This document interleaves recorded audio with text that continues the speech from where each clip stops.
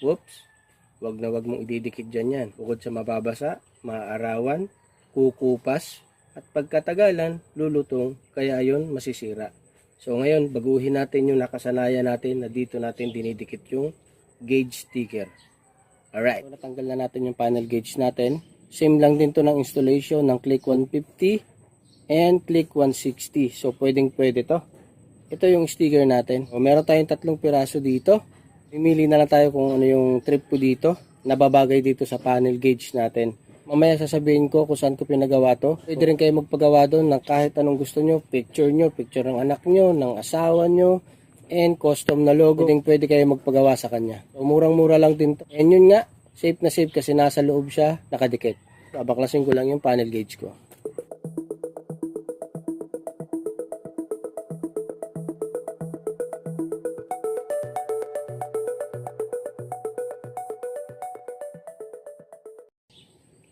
Pwede na natin buksan yung gauge natin. Tanggalin lang natin yung PCB board. Ngayon, ang natitira na lang itong pinaka gauge cover na to. So nakikita nyo ba to? Yung kulay itim na yan at yung may mga indicator.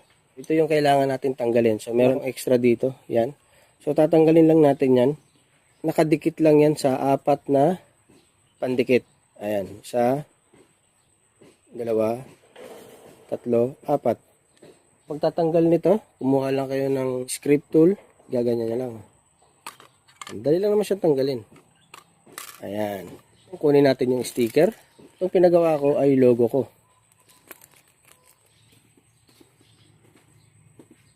Pero ito, mas trip ko to kasi may mga gear, mugs, and tambucho. Ayan. So, ito yung pagdidikitan natin. Ididikit lang natin siya dyan. Ganyan.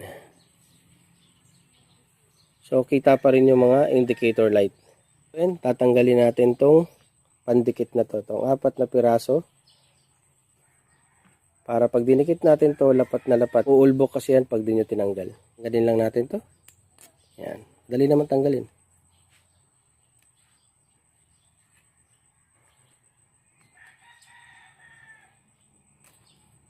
Okay, natanggal na natin. Ayan mga pare ko, mukha namang sakto na. Gawin nyo lang, hilahin nyo lang to. Yan, tsaka iganon nyo. Yan.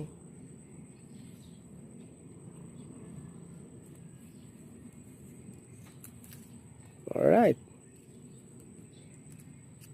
So ayan mga pare ko, kitang-kita pa yung indicator natin.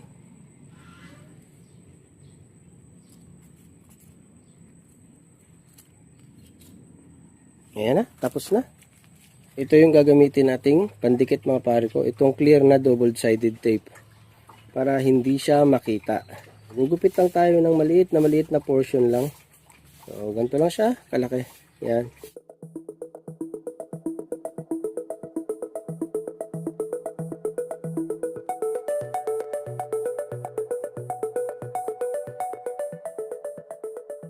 Yan, kaya clear na double-sided tape yung nilagay natin para hindi siya visible. Hindi agaw pansin dito sa pinaka-sticker natin. So, real talk, sa personal, napakaganda niyang tignan. Hindi siya marumi tignan na kagaya ng mga nakasanayan natin na dito dinidikit sa labas. Then kalaunan, kumukupas at nasisira, napupunit pa. Ito nasa loob na. Ayan. So ayan na yung kinalabasan ng kinabit natin na sticker sa loob ng panel gauge. Kuha natin yung motor. Ayan, kitang-kita pa rin yung mga indicator. Ayan. Grabe, ang ganda niya mga pare ko. Ayan. So, gusto ko lang ipakita na hindi ito nakadikit sa ibabaw ng gauge cover. Ayan. Para tuloy may 3D effect pa siya ngayon dahil dito sa sticker natin. Ayan mga pare ko, pwede kayo magpagawa niyan.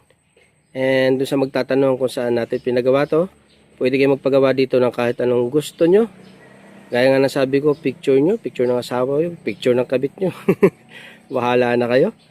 And yun, ilalagay ko yung link sa baba kung saan kayo pwede magpagawa nito. So yun, kontakin nyo lang siya, kausapin nyo para magawa niya yung gusto nyo sa panel gauge nyo. So yun lang mga pare ko. Alright.